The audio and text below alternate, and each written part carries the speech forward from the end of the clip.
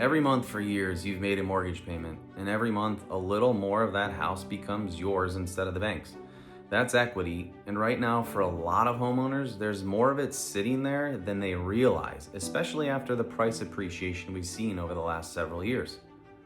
Here's the question nobody asks: what is that equity actually doing for you right now? The answer for most people is nothing. It's just a number on a home value estimate. It's not earning a return, it's not generating income, it's just there. I'm Jeff Roma, founder of CA Real Estate Investments, and today I want to talk to you about something that makes a lot of people uncomfortable to even bring up: using a HELOC, or a home equity line of credit, to fund an investment. Because that conversation usually skips straight to, man, that sounds risky, or no thanks, without anyone actually walking through the math. Now, those same people have no idea applying for say an $80,000 car loan is actually really risky, but you do it and everybody praises you. So let's start with what a HELOC actually is, because I think the name itself scares more people than the actual mechanism does.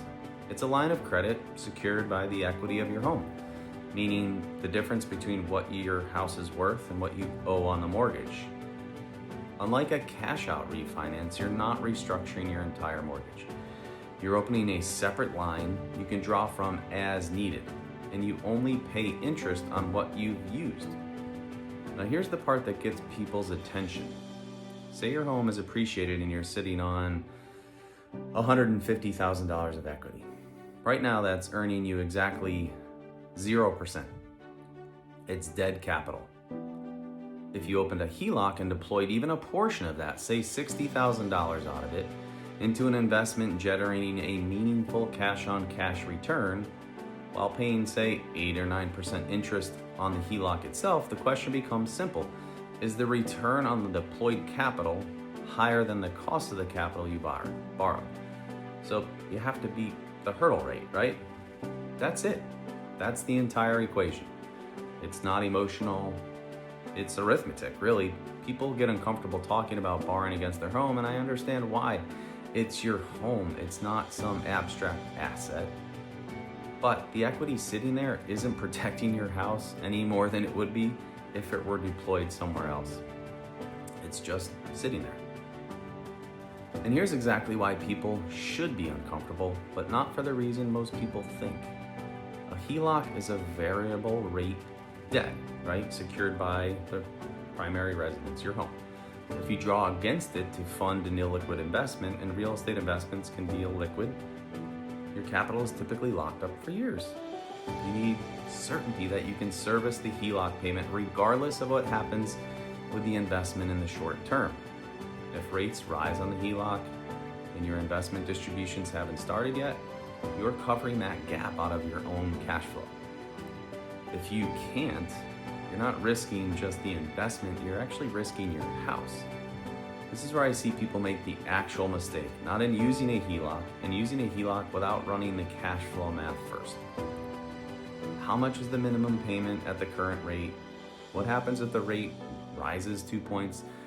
Does the investment's projected distribution timeline actually line up with when you need to start servicing the debt? Now, if those numbers don't work independently of each other, the HELOC isn't a tool, it's a liability waiting to surface. There's also a subtler trap. Who you're investing the HELOC proceeds with matters enormously here. More than with cash if you can afford to lose. If you're stacking debt against your house to fund a deal, the operator on the other end needs to have a real track record, real transparency, and a deal structure you actually understand, not just some attractive pitch deck. So here's how I think about it. A HELOC isn't a yes or no decision. It's a math problem with 3 variables, right? The cost of debt, the projected return on the investment, and your ability to cover the gap if timing doesn't align perfectly. And I would always recommend and guide you to add a buffer, as nothing ever goes exactly as planned. Get any one of those wrong and the tool works against you instead of for you. This is exactly why when investors come to us wanting to use HELOC proceeds, we don't just take the capital and move on. We have them run the numbers, right? What's your rate? What's the distribution schedule on the deal? Does your personal cash flow have a buffer if there's a delay? That's conversations that should happen before the money moves, not after. If you've got equity sitting in your home and you've never actually run the math on whether it should be doing more for you than what it is, comment HELOC below and I'll send you the framework we walk through with every investor considering this path. This isn't about being reckless with your home. It's about not leaving capital sitting dead when it could be working responsibly.